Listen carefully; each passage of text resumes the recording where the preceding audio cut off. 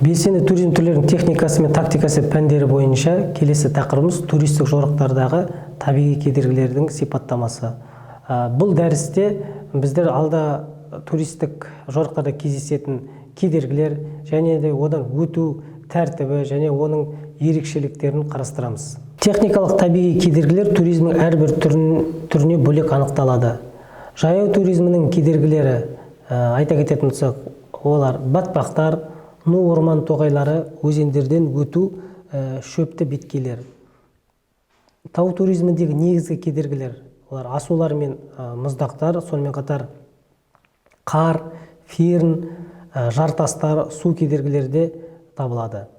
Соқпақпен жүру ережелері, яғни бұл ережеге кіретіндер: ритм, жоғары төмен, тамыр соғу тоқтағаннан 5-6 минут, кейін қалпына келуі тиіс, шынықпаған адамдікі 8-10 минут, жазық жердегі рюкзакпен жүргенде 3-4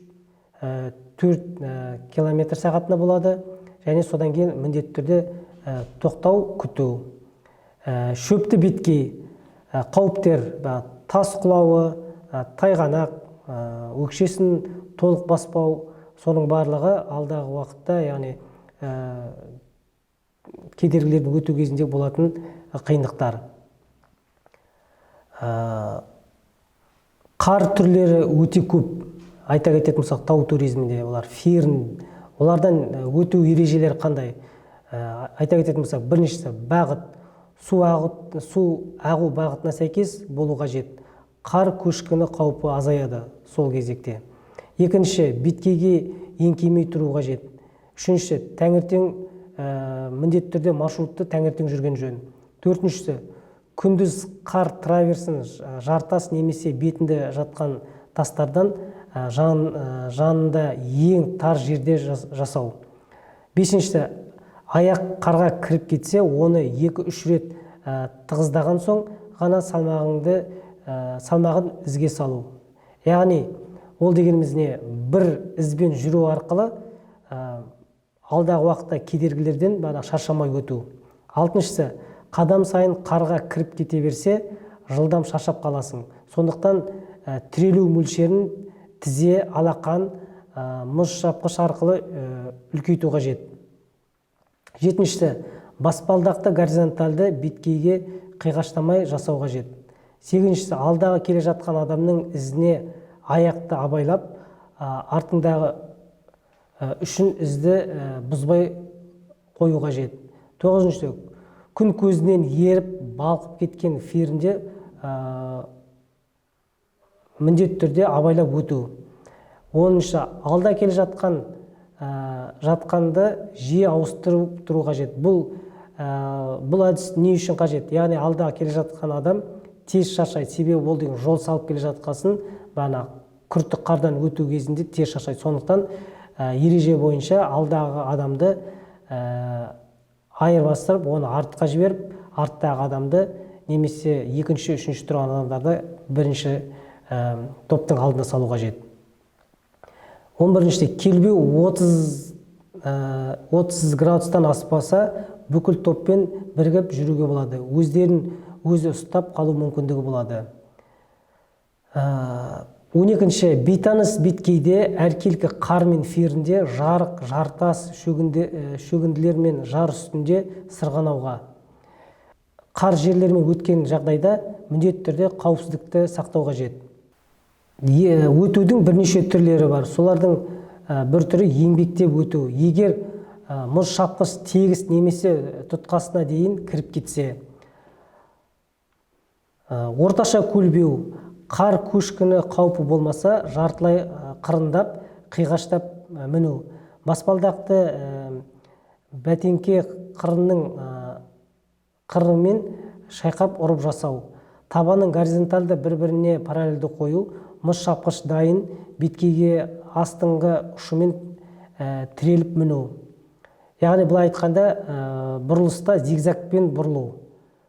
Яғни осы спорттық туризмде көптеген жарыстар өткізіледі. Ол жарыстар өткізу барысында міндетті түрде ережелер жасалады.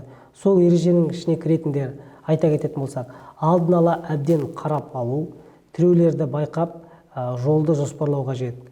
Демалу мен одан арғы жолды табу үшін аялдау орындарын табу, олар қауіпсіз және де ыңғайлы болу қажет. Қиын және қауіпті жерлерде жылдам өту қажет. Тіреулерді алдын ала байқау керек, айта кететін болсақ, басып, шайқап немесе ұрып. Тексерілген мықты тіреулерді көп рет пайдалану. Үнемі 3 тіреу болу керек. Келесіге тек бір мүшені жылжыту. Көбінесе аяқпен жүру, қолды тірек ретінде қолдану қажет. Яғни осы спорттық туризмде көбінесе күштің барлығы аяққа түседі. Мына тау туризмінде немесе қысқы туризмде көптеген бағанағы қиындықтар болады. Соның ішінде бағанағы мұздақтар немесе мұз қиындықтары. Оның да ережесін сақтау қажет. Айта кететін болсақ, қажетті құралдарға мұз шапқыш, содан кейін мұз ілгектері сол арқылы өздерінің қауіпсіздігін сақтайды. Басты жүк сирақ пен табан өкшелерге түседі. Яғни жоғарға көтерілу барысында, яғни тауға көтерілу барысында ең адамның аяғына күш түседі. Сондықтан жорыққа жүру барысында адамның аяқ киімі өте ыңғайлы болу керек. Яғни қажамау керек, қыспау керек, және де үлкендеу болмау керек. Егер олар шынықпаған болса, мұз маршрутына бармаған жөн. Яғни мұз маршрутына, яғни тау туризміне баратын туристер міндетті түрде бірнеше күн шынығып, сол шынығу арқылы кедергілерден ешқандай қиындықсыз өтуге мүмкіндігі болады.